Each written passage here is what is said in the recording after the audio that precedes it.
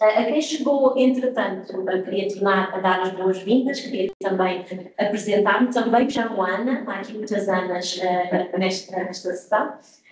Dou aulas aqui na nova SSH e é um grande prazer estar aqui a partilhar um projeto que nasceu da vontade de aproximar a sala de aula do mundo real. Ao longo dos últimos 2 anos, os alunos de tradução aqui da nova SSH colaboraram com a Associação em Movimento, traduzindo materiais científicos sobre a EM, a encefalomielite miálgica, uma doença que, tal como a Ana referiu, é ainda bastante pouco conhecida e diagnosticada em Portugal. Portanto, eu não me irei alongar muito em enquadrar este projeto no enquadramento dos estudos de tradução, vou focar-me sobretudo em aspectos mais práticos, para dar a conhecer os bastidores deste lado da parceria. Irei começar por explicar como surgiu esta parceria e de como as necessidades reais de tradução da Associação em Movimento se aliaram aos objetivos pedagógicos da disciplina de prática de tradução técnica e científica e, no fim, iremos conversar com a Angélica e a Carolina, que também estão aqui online. São 2 ex-alunas que participaram do projeto e cujos textos traduzidos foram selecionados para publicação no site da Em Movimento. Portanto, falando aqui no contexto da parceria, e a Ana Ferreira, no início da sessão, já nos deu aqui também um excelente enquadramento, mas para resumir, sobretudo para quem chegou, entretanto, e não teve a oportunidade de ouvir no início da sessão, no início de 2024, Ana Ferreira desafiou-nos a utilizar documentos de comunicação científica sobre a EM, que foram cedidos pela ME Association, uma associação irmã do Reino Unido, que foram cedidos à EM Movimento, para inspirar exercícios de tradução recorrendo a textos reais. Portanto, além de os alunos poderem traduzir textos autênticos da área médica, também a EM Movimento poderia gradualmente ir disponibilizando em português os documentos cedidos pela ME Association, contribuindo, lá está, para a acessibilidade da informação em língua portuguesa e para a sensibilização em torno da encefalomielite miálgica. E perante esta proposta da Movimento e o conjunto de textos pedidos pela ME Association para a tradução, este projeto de tradução foi pensado para aliar as necessidades de tradução reais da Movimento com os objetivos curriculares da disciplina de prática de tradução técnica e científica. Então, por um lado, a Associação em Movimento necessita realmente destes materiais traduzidos para chegar a mais doentes, a cuidadores, profissionais de saúde de Portugal, e, por outro lado, oferece aos alunos a oportunidade de experienciar diferentes etapas do processo tradutório, desde a recepção de pedidos de tradução, à colaboração entre colegas, em projetos de maior dimensão, a colaboração também com especialistas fora da área, e também com assistência terminológica, entrega final, vários aspectos. Nesse sentido, os critérios de avaliação deste projeto de grupo, que vale 40% da nota final da disciplina, não só avalia a qualidade dos textos traduzidos, mas também o modo como os alunos comunicam primeiro com o cliente, que neste caso sou eu, a forma como dividem tarefas e assumem diferentes papéis, como tradutores, revisoras, terminólogos, projeto, editores, também as fontes consultadas e os processos de tradução, nomeadamente a utilização de ferramentas de apoio à tradução, incluindo ferramentas de software CAT, bases de dados terminológicas e ferramentas de tradução automática, incluindo também a IA generativa. Então, em termos de metodologia, antes de começarem o projeto, os alunos realizam diferentes exercícios práticos ao longo do semestre que os preparam para várias competências essenciais no mercado, desde a gestão de projetos, à pesquisa terminológica, não é? A utilização de tecnologias de apoio à tradução e, especificamente no caso deste projeto, a tradução médica. Portanto, ao longo do semestre, os alunos vão adquirindo conhecimentos e competências essenciais para a realização do projeto de tradução para a Movimento, Aprendem, por exemplo, a responder a pedidos de tradução, isto ao longo das aulas, a interpretar instruções e guias de estilo, a propor e negociar orçamentos, a utilizar ferramentas de tradução assistida por computador, a realizar tradução e pós-edição, nomeadamente também pós-edição de textos pré-traduzidos por ferramentas de tradução automática, a rever o trabalho dos colegas, a verificar fontes terminológicas e, portanto, no contexto da disciplina, além da tradução médica, também existem outras tipologias e outros subtipos. Também temos a tradução técnica, a tradução de instruções, a tradução interinstitucional. A tradução médica é um dos módulos, pronto. Mas ao longo do semestre vamos adquirindo as competências e também, no fundo, há aqui um crescendo que culmina no projeto de grupo, que é o enfoque no final do semestre. Então, no último mês do semestre, temos exclusivamente um projeto de grupo. Portanto, o último mês do semestre é dedicado a este projeto. A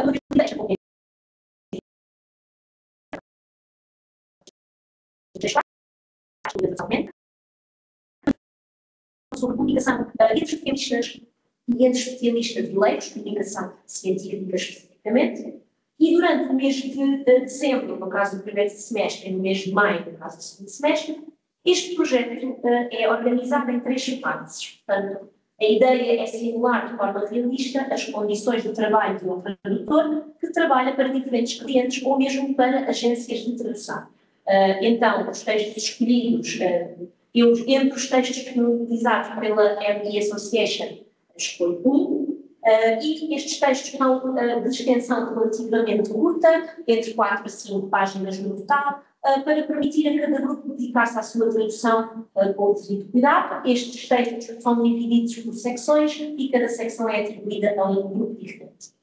Os alunos têm a opção, durante o mês de dezembro ou o mês de maio, de utilizar o tempo de aula para trabalhar presencialmente em aula com os colegas do grupo ou escolher trabalhar remotamente, mais uma vez simulando condições realistas de trabalho com agências de tradução. Os tradutores freelancer podem organizar o seu ritmo de trabalho de forma autónoma e flexível, desde que cumprindo objetivos e prazos. Então, vamos passar para a fase 1. Nesta primeira fase do projeto, uma vez formados os grupos e subdividido o texto de partida em secções, não é? Cada secção do texto de partida é atribuída a 2 grupos diferentes.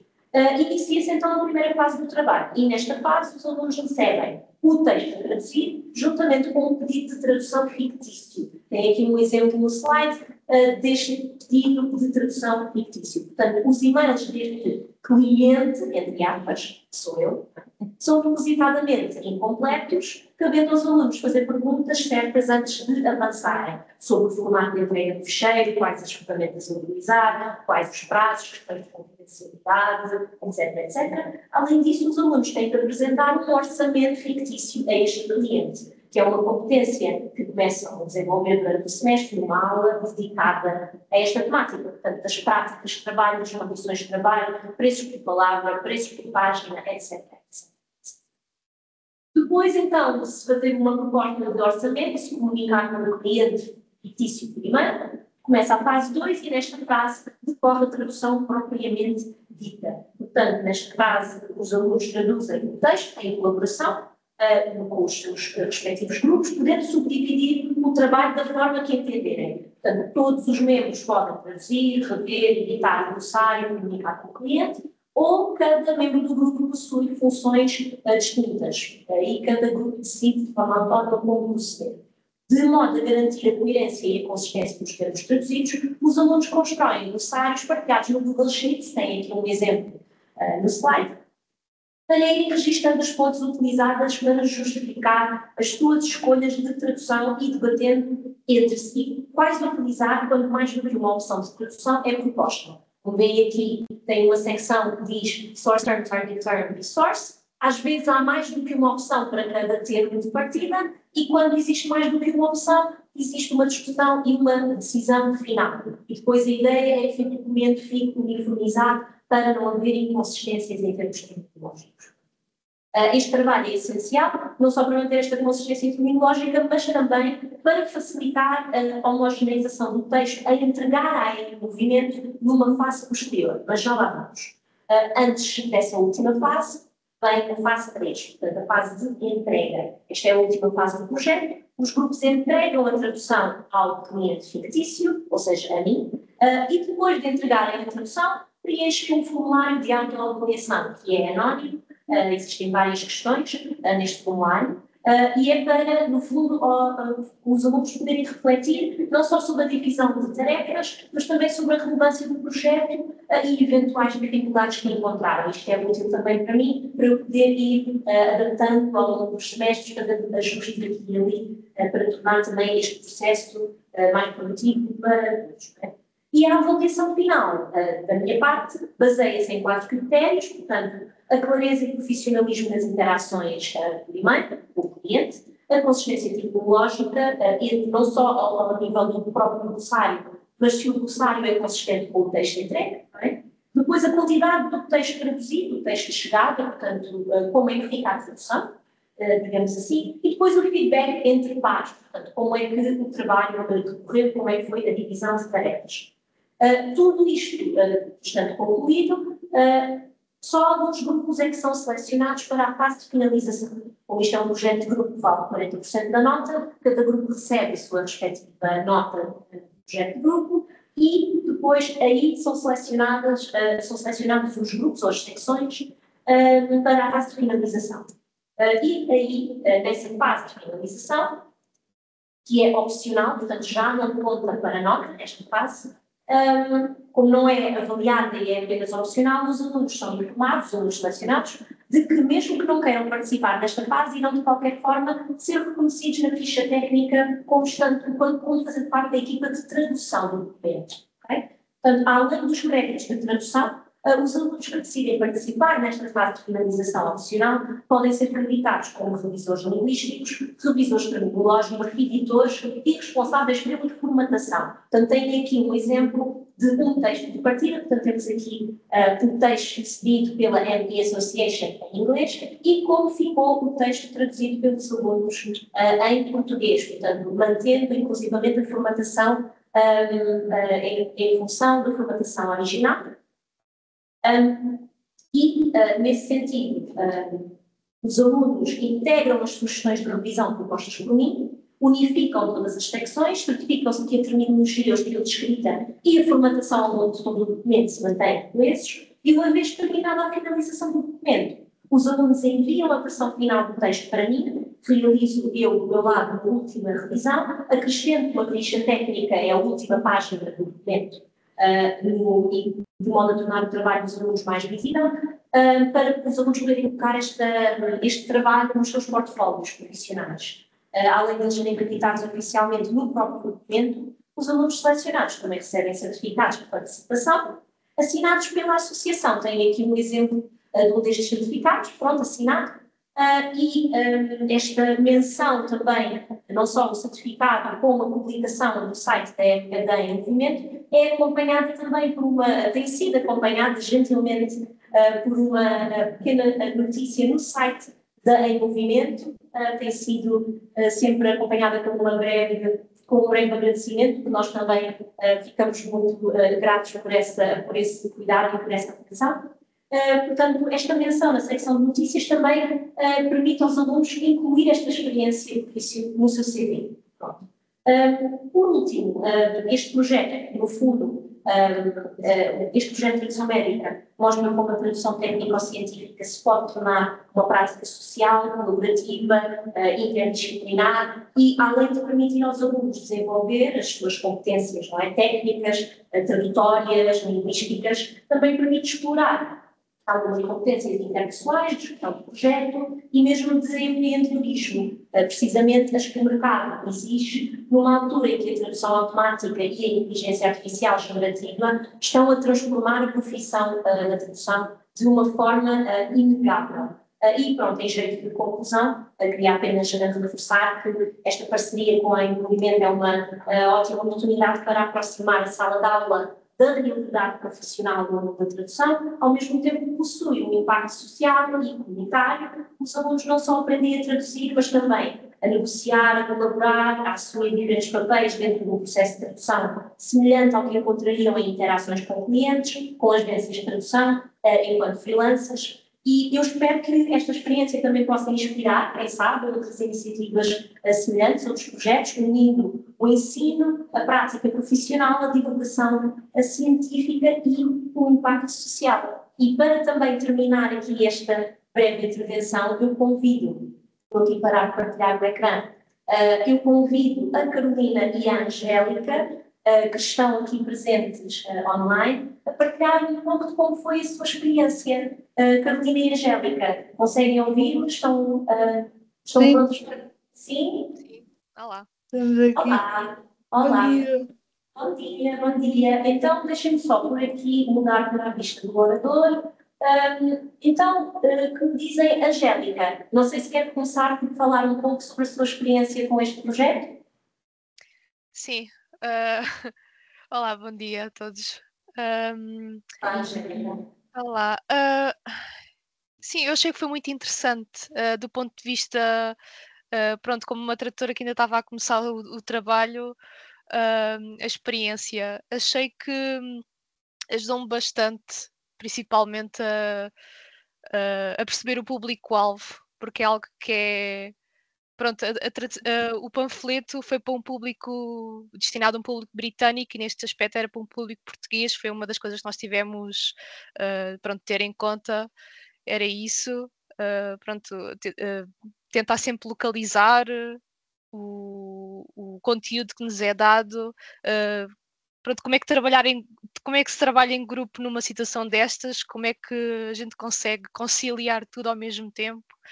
Pronto, eu sinto que aprendi bastante com este trabalho e sinto-me grata por ter sido escolhida para tentar fazer o panfleto e sei que a Carolina também sente o mesmo. Acho que foi muito gratificante trabalhar. Bom, Angélica, e só para esclarecer para quem está online e quem está aqui na sala, o que se entende exatamente por localização? Por acaso é um dos aspectos bastante interessantes deste projeto que também os alunos tiveram de enfrentar. Não sei se a Angélica quer explicar o que se entende por localização. Sim, pronto, a minha maneira de explicar pode não ser a mais correta, mas localização, basicamente simplificado, é tentar passar um conteúdo que é destinado para, pronto, neste caso num público-alvo, destinado para um público inglês, britânico, tentar localizar, ou seja, tentar, não é domesticar, mas tentar com que ele seja, pronto, se é para um público português, tentar passar para o português. Por exemplo, no panfleto em si existe o número telefónico britânico, ou seja, pronto, em Portugal ninguém pode utilizar, então localizar seria tentar pôr o contacto português no panfleto. Pronto, isso é um exemplo de localização. Muito bem explicado, Angélica, exatamente. Também os alunos nesses momentos também podiam colocar as suas questões diretamente, portanto, através do cliente, neste caso, através de mim, os alunos podiam colocar as suas dúvidas relativamente a que informação é que poderia ser adaptada, como a Angélica referiu, números de telefone, moradas, hiperligações, portanto, tudo isso também fez parte do processo de tradução, exatamente. Carolina, não sei se quer aproveitar aqui a deixa para partilhar como é que foi a sua experiência aqui neste projeto de tradução. Sim. Bom dia a todos, primeiramente. Como a Angélica disse, esta foi a primeira experiência séria que eu tive, que saiu da sala de aula. Portanto, para mim foi muito gratificante ver o projeto florir, entre aspas, e ver que foi útil para um público que não somos só nós, alunos, e serviu para mim também conhecer esta condição, porque eu falo por mim, eu antes deste projeto não fazia muita ideia das dificuldades que as pessoas com encefalomielite miálgica passavam, e através disso consegui perceber um pouco das dificuldades e um pouco das poucas acessibilidades que existem para estas pessoas. E em relação à tradução, eu acho que uma das maiores das nossas preocupações, além daquelas que a Angélica já referiu, foi a de adaptar o texto de maneira que o público, não só português, mas também um público que não vem dentro da área da medicina, percebesse, ao mesmo tempo que continuamos a tornar o texto num texto formal e informativo.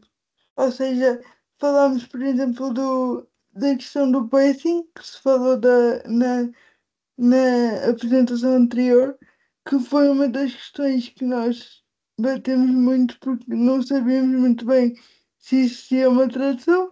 Depois chegámos à conclusão que realmente não existia, mas depois, ao mesmo tempo que pensávamos que não existia uma tradução, não sabíamos se o nosso público ia perceber, mas acho que através do texto que está associado ao termo foi possível perceber. Muito obrigada, Carolina. E é também, fico muito contente, é também uma alegria poder contar aqui convosco nesta sessão e agradeço muito a terem aceitado o convite para estar aqui hoje a partilhar o vosso testemunho. A Angélica e a Carolina fizeram parte do primeiro grupo de teste desta parceria e fizeram um excelente trabalho, uma tradução verdadeiramente, eu praticamente tive só de dar uns pequenos toques aqui e ali, foi uma tradução de excelente qualidade a todos os níveis, por isso muito obrigada e muitos parabéns também pela vossa participação. Pronto, eu gostaria então, já que estamos aqui a conversar, não é? Talvez de abrir aqui também espaço para quem está presente online e quem está presente aqui na sala de aula, a partilhar algumas questões que tenham, quer para a Ana Leite, quer para mim, quer para as alunas que também estão aqui presentes. Não sei se alguém gostaria, vejo que aqui no chat há aqui uma intervenção, penso que é da Ana. Sim, é agradecer o trabalho de tradução porque tem muita utilidade e às vezes quem está desse lado a fazer o trabalho podem não se aperceber do impacto que tem, mas é muito importante para todos nós. Portanto, obrigada. Obrigada eu. Obrigada a nós. Nós é que agradecemos e agradecemos sobretudo à Ana Ferreira, que foi quem nos colocou este desafio e que disse sem este contacto da Ana, este projeto não teria acontecido. Por isso, muito obrigada, Ana, por esta oportunidade e por todo o apoio, porque todas as questões, todas as dúvidas, estou constantemente a enviar e-mails à Ana e depois também pelos certificados que tão gentilmente em movimento envia aos alunos, tem sido verdadeiramente enriquecedor. Só temos a agradecer aqui deste lado também. Não sei se alguém quer colocar uma questão, se não, eu tenho aqui uma questão que gostaria de colocar. Temos aqui uma questão no chat, só um momento. Ora, temos aqui o Eduardo a perguntar sobre o projeto em si, se vamos receber uma lista de termos, ok? Então, em relação a essa pergunta, a lista de termos não é dada à partida, portanto, o que podem fazer, os alunos podem olhar para traduções previamente realizadas pelos vossos colegas e fazerem uma pesquisa se alguns dos termos que vocês precisam de traduzir já foi previamente traduzido por um colega dentro do mesmo projeto, portanto, podem utilizar esse recurso.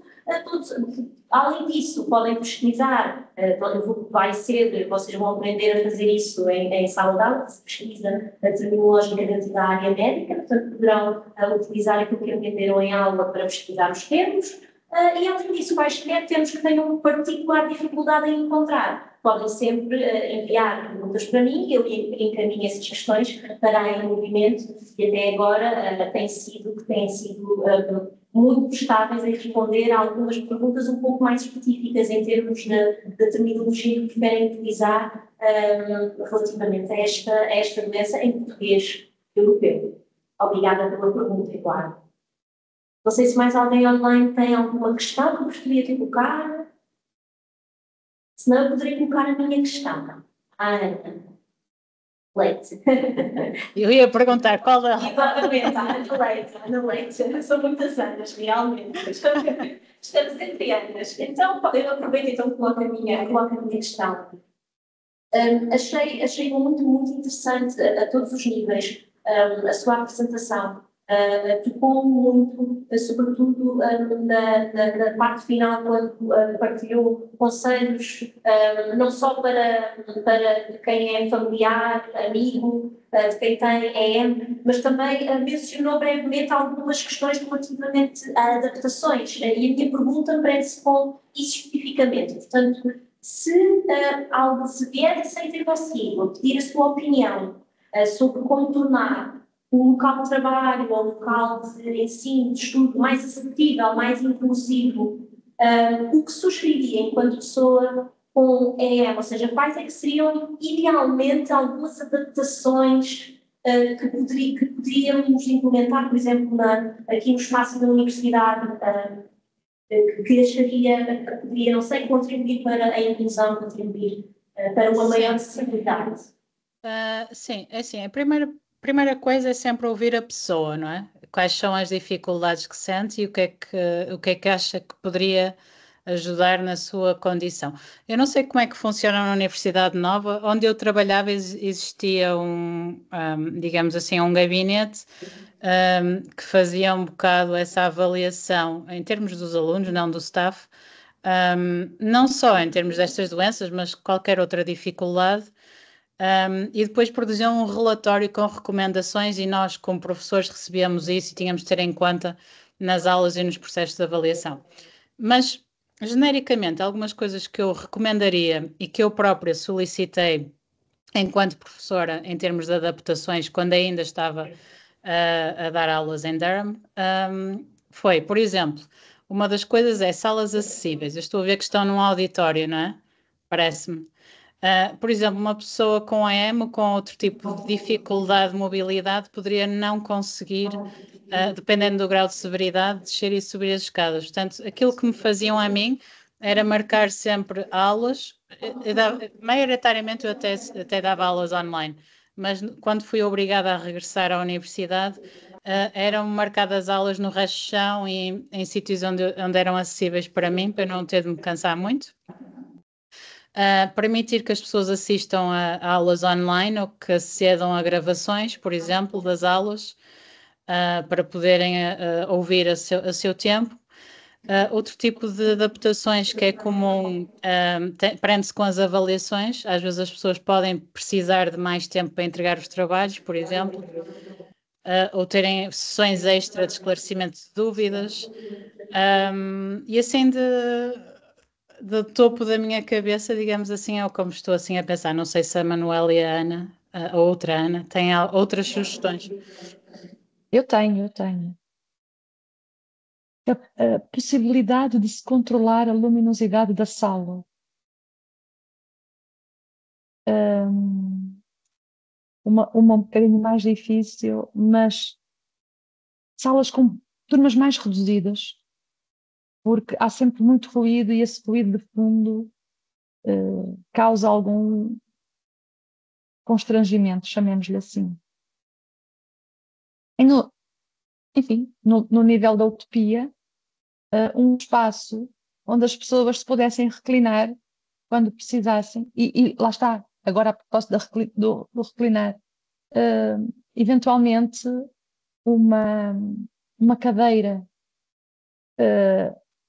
mais confortável do que as habituais e que houvesse essa possibilidade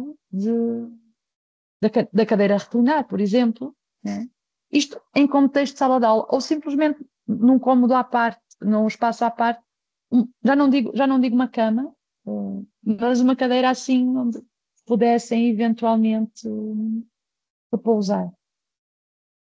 Claro que eu imagino, não tendo eu pessoalmente a doença, que com um nível de cansaço ao fim de uma aula, já o mais certo seja querer ir para casa e não aguentar mais coisa nenhuma.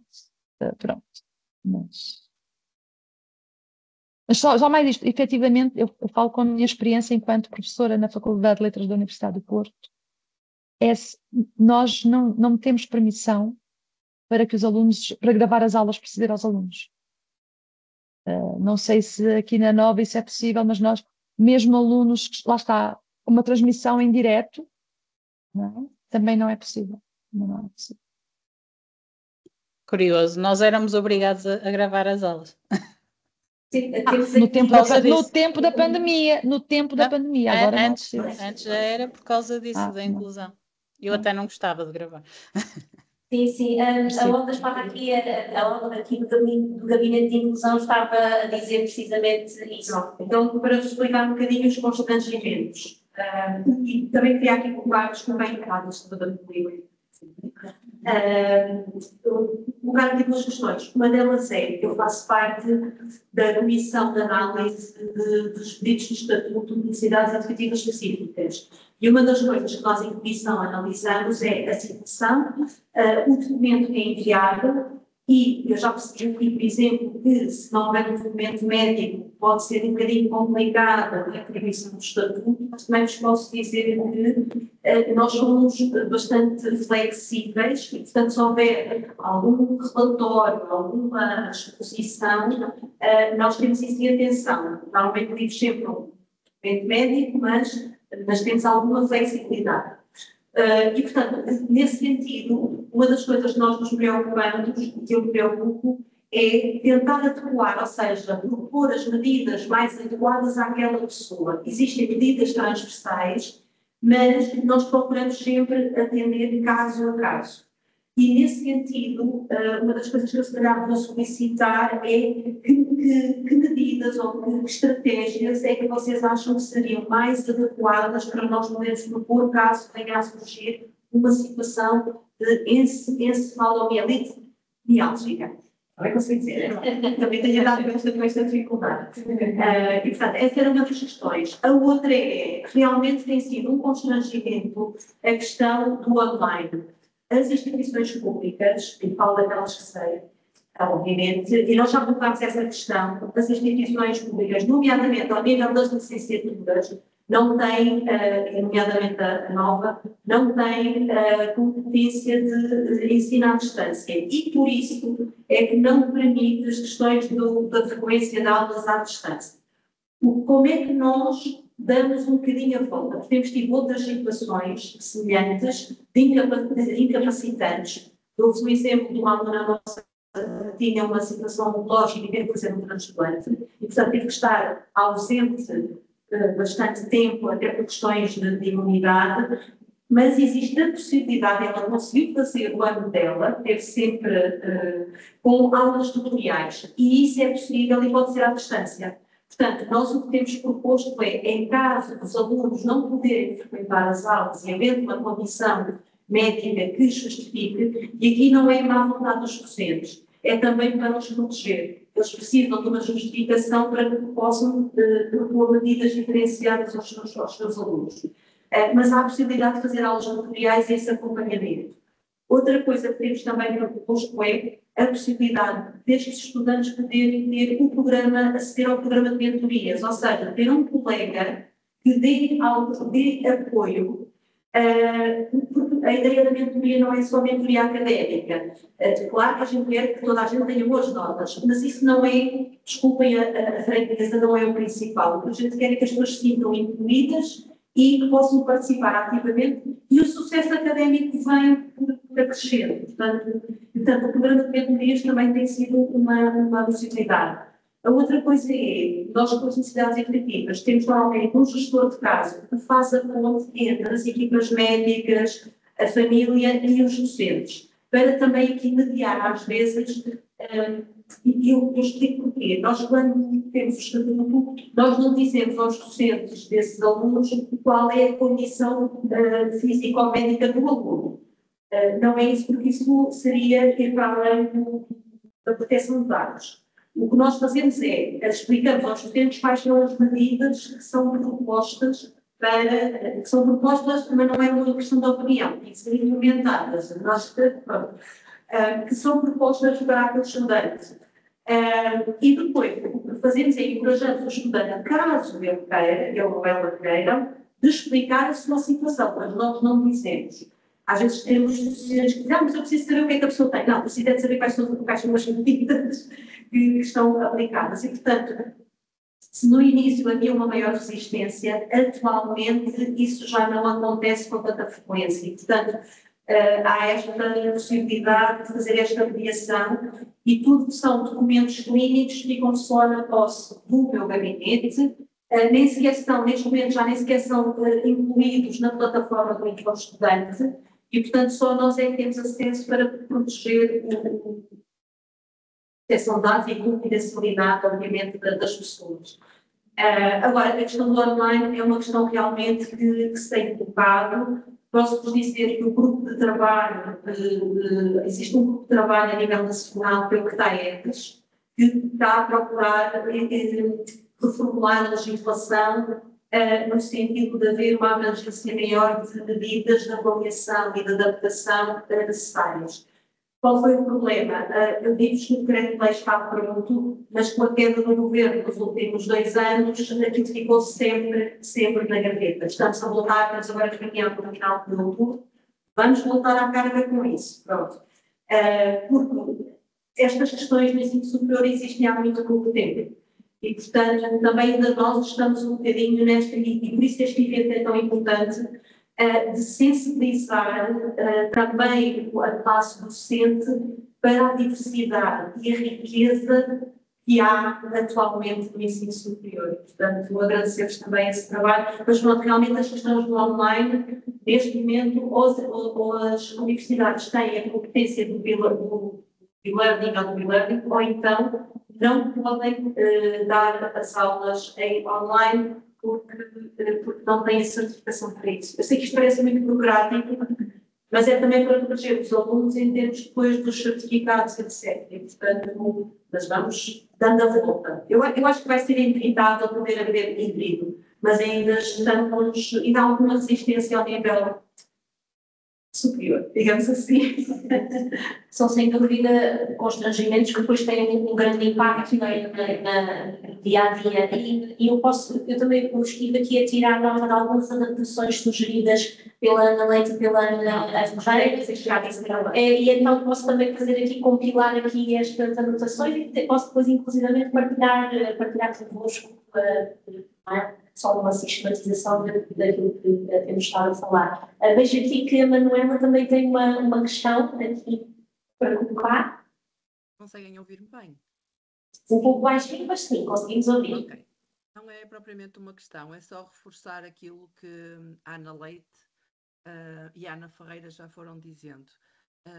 Dizer-vos que, além das sugestões que elas deram, às vezes é preciso percebermos que os alunos não conseguem, inclusivamente, frequentar todas as componentes do ano letivo. Por experiência vos falo, o meu filho neste momento, com 19 anos, ainda está no secundário, porque teve que parar literalmente de estudar para conseguir alguma recuperação, e este ano consegui com a ESRAD da Camões de Lisboa, que ele faz online, e ele vai só fazer 2 disciplinas, o que lhe permite ter aulas dia sim, dia não, para descansar e apenas 1 hora de cada vez.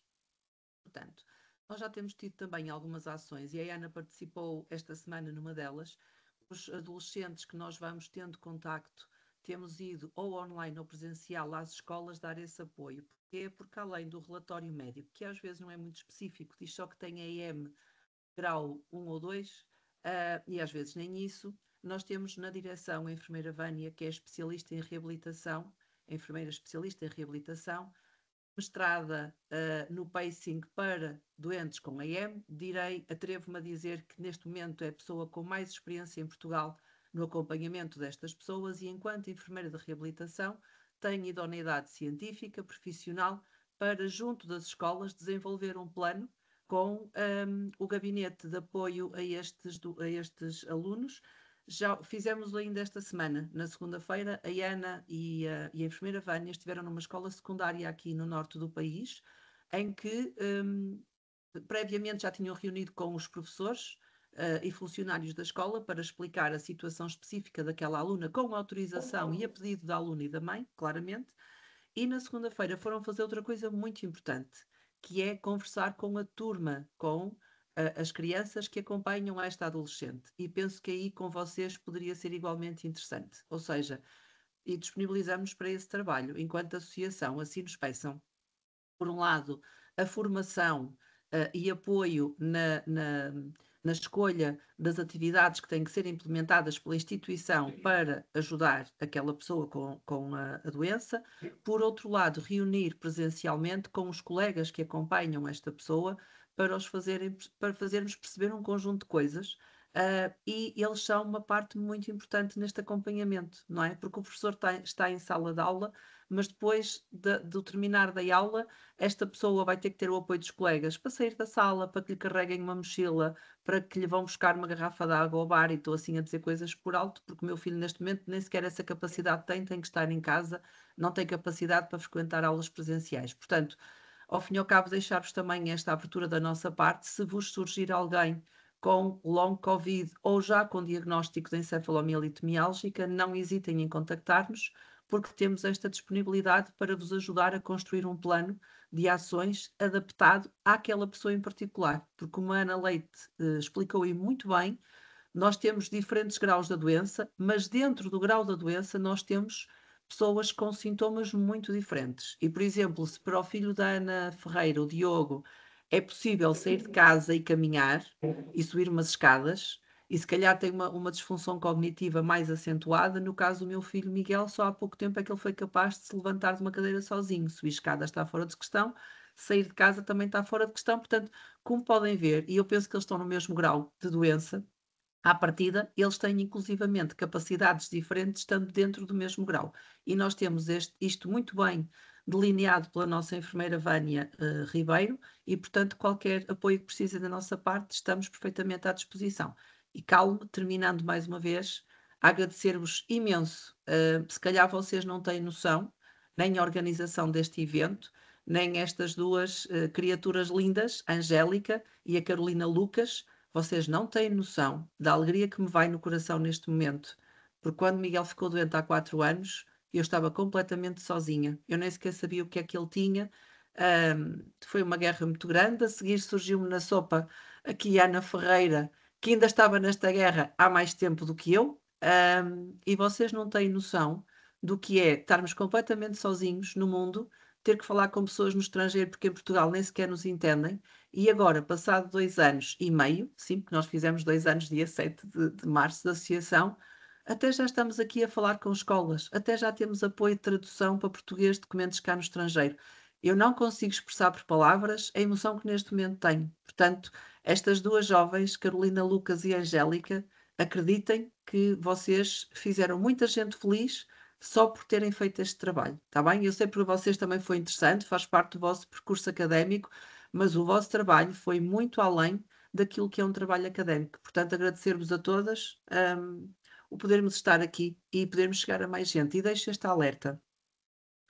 Nós temos, e eu tenho a certeza do que vos estou a dizer, nós temos neste momento, sem dúvida alguma, jovens e adultos ou internados em hospitais psiquiátricos ou em casa completamente drogados porque não tiveram um diagnóstico a tempo.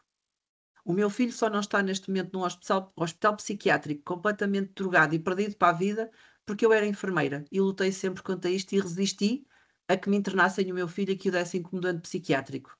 Mas acreditem que temos neste momento, e não tenho dúvida nenhuma disto, e isto às vezes assola-me e deixa-me muito angustiada, temos jovens, crianças e adultos ou internados ou em casa fechados, completamente drogados, porque por falta de conhecimento isto é dado como uma doença psiquiátrica e as pessoas são literalmente drogadas e deixam de existir na nossa sociedade e pior, são abandonados pela própria família. Porque se o médico diz que a pessoa está maluca da cabeça, quem sou eu para dizer o contrário? Portanto, nós temos neste momento em Portugal pessoas em condições muito, muito, muito, muito adversas porque não conseguiram um diagnóstico a tempo. E o que vocês estão a fazer é ajudar-nos a dar voz a estes e a muitos outros para que efetivamente haja igualdade e haja inclusão e haja humanização naquilo que são os cuidados de saúde em Portugal, que ainda estamos muito longe de chegar àquilo que é desejável. Muito obrigado a todos. Obrigada. Obrigada.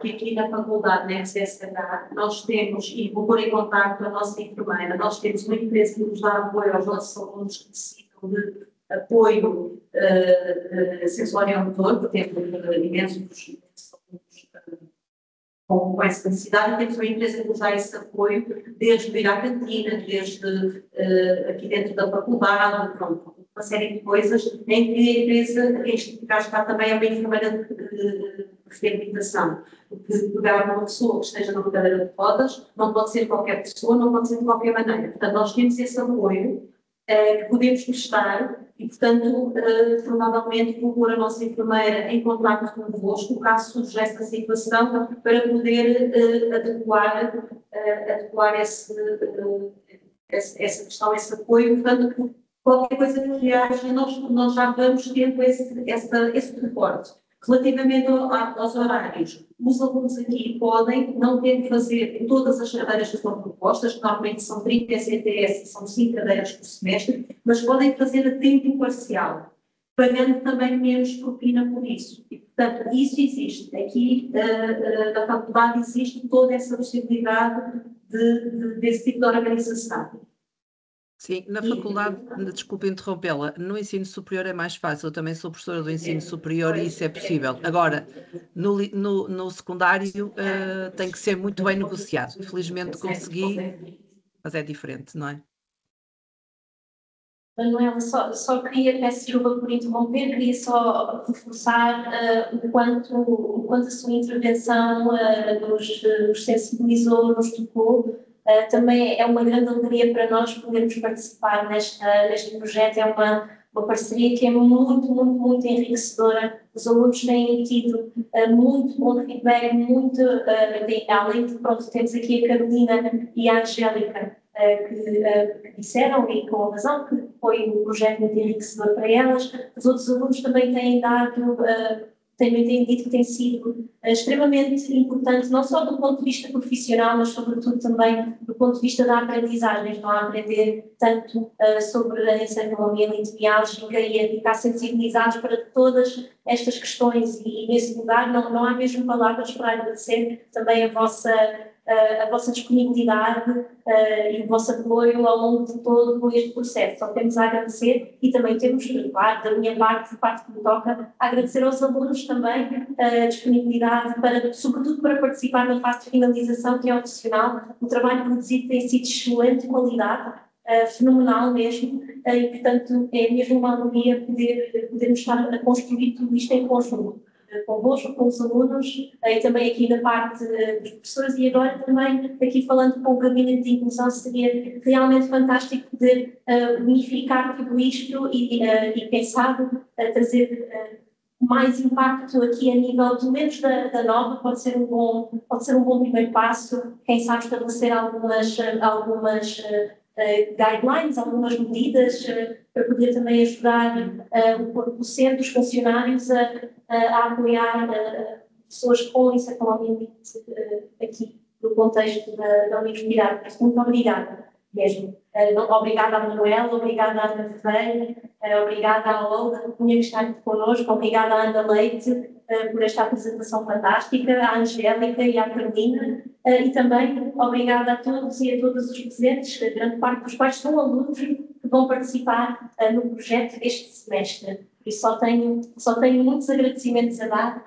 Obrigada mesmo. Não sei se mais alguém quer dar mais alguma palavra aqui para finalizar. Ana Ferreira, estou a ver aqui a mãozinha no ar. Mãozinha. Não, eu quero só aproveitar pessoalmente em nome da associação, porque já agradecemos em geral, mas agradecer-lhe a si, muito em particular, porque aceitou este desafio e tem sido incansável. Bem-aja, Ana.